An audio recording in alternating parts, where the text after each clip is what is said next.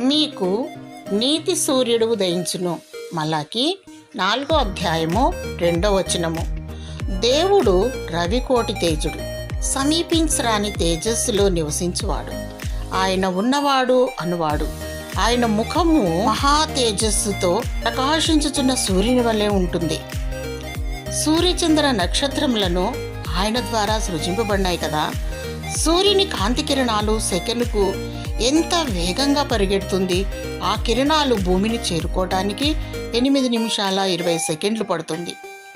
మరియు దేవుని సృష్టిలో అతిపెద్ద కాంతిగల నక్షత్రాలు కూడా ఉన్నాయి.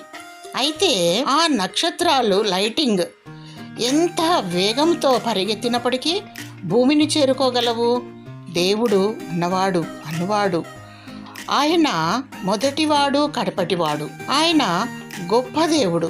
ఆకాశము నా సింహాసనము, భూమి నా పాదపీఠము అని సెలవిచ్చాడు. ఆయన ముఖము సూర్యబింబము వంటిది.